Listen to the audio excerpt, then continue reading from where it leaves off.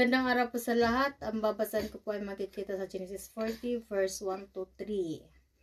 Sometime later, the cupbearer and the baker of the king of Egypt offended their master, the king of Egypt. Pharaoh was angry with his two officials, the chief cupbearer and the chief baker, and put them in custody in the house of the captain of the guard, in the same prison where Joseph was confirmed. Yun lang po, purihin ng Diyos. Magandang gabi po sa lahat. Ang babasahin ko po ngayon ay makikita sa Genesis chapter 40 verse 4 to 6. The captain of the guard assigned them to Joseph, and he attended them. After they had been in custody for some time, each of the two men, the cupbearer and the baker of the king of Egypt, who were being held in prison, had a dream the same night, and each dream had a meaning of its own. When Joseph came to them the next morning, he saw that they were dejected. Amen. Magandang umaga po sa inyo lahat. Ang isi-share ko po ngayon, Genesis chapter 40, verse 7 to 9. And he asked Pharaoh's officers that were with him in the word of his Lord, how saying, Wherefore look ye so sadly today? And he said unto him, We have dreamed a dream, and there is no interpreter of it. And Joseph said unto them, Do not interpretation belong to God? Tell me them, I pray you.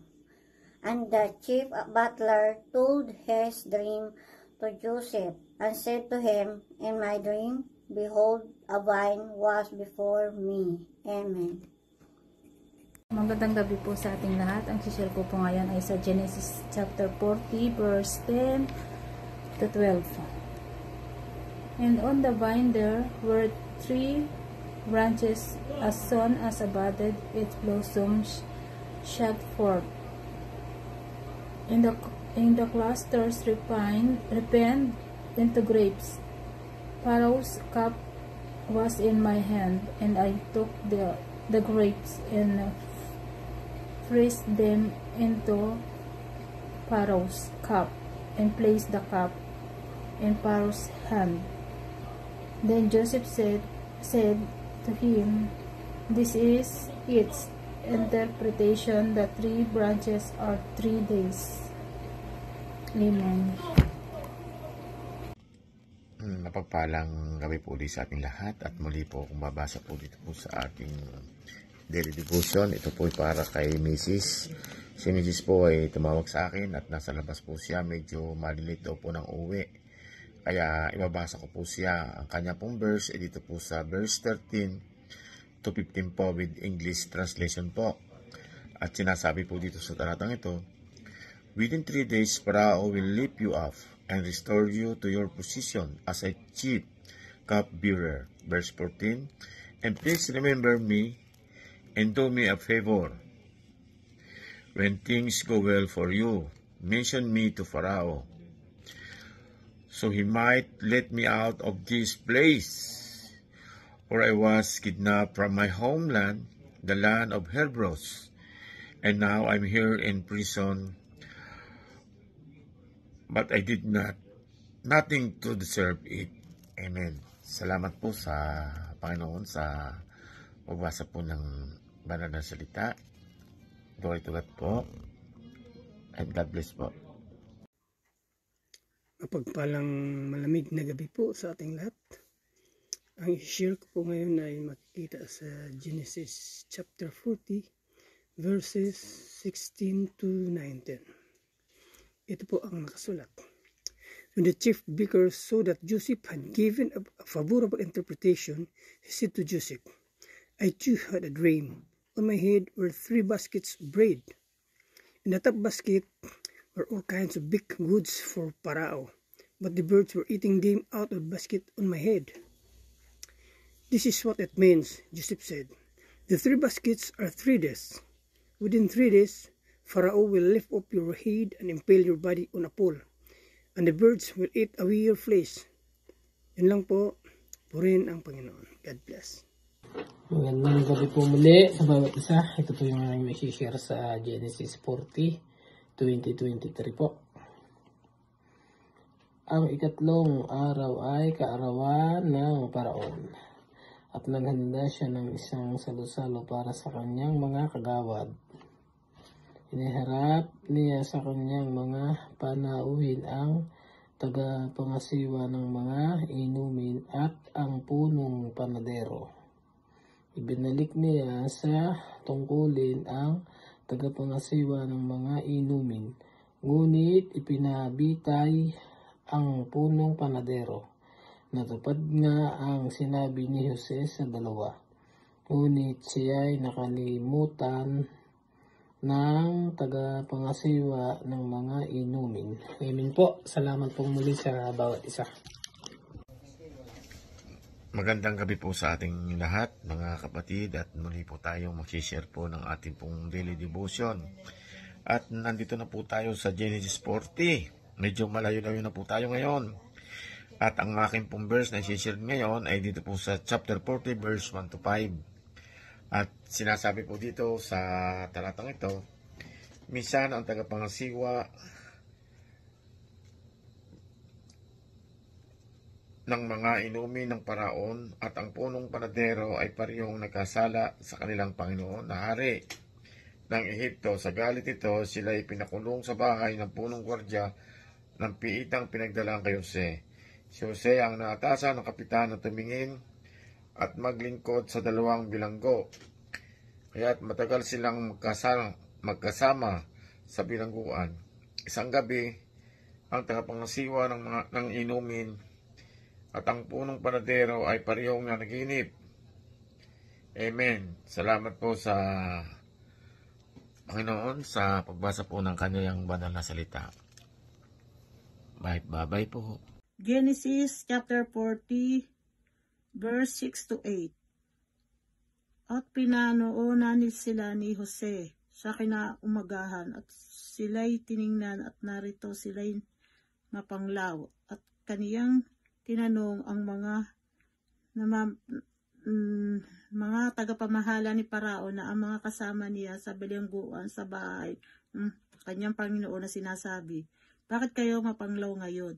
At kanilang sinabi sa kaniya, kami ay nanaginip ng panaginip at walang sino mang makakapagpaliwanag. At sinabi sa kanila ni Jose, hindi ba ukol sa Diyos ang mga paliwanag? Isinasamo ko sa inyo na inyong saysayin sa akin. Amen. Nababasahin ko pa Genesis chapter 40, verse 9 to 11. At sinasay ng puno nagmagkatiwala nagsarok kay Jose ang kaniyang panginip. At nagsabi sa kaniya, sa aking panginip na dito ang isang puno ng ubas ay nasa harap ko. At sa puno ng ubas ay may 3 sanga. At yaoy pawang sungitling na namulaklak at ang mga buwi niyaon ay nangataglay ng mga ubas na hinog.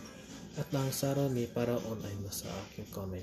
At kumuha ako ng mga ubas at aking pinabibigas sa pasaro ni Paraon. At ibinigay ko ang sarok sa kamay ni Paraon. Amen. Genesis chapter 40 verse 12 to 14.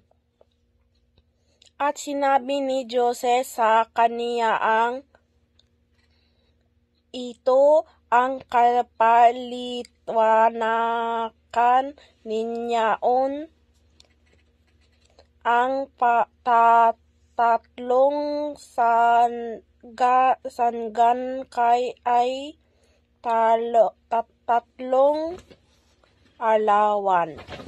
Sa loob ng tatlong alawa ay ititinding ni Paraon ang inyong ulo at isasaulit ka sa inyo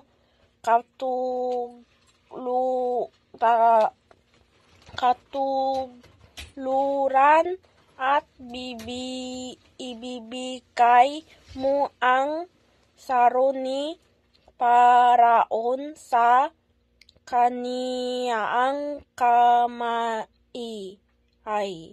na kaay ng kalaniwaang kinagawa mong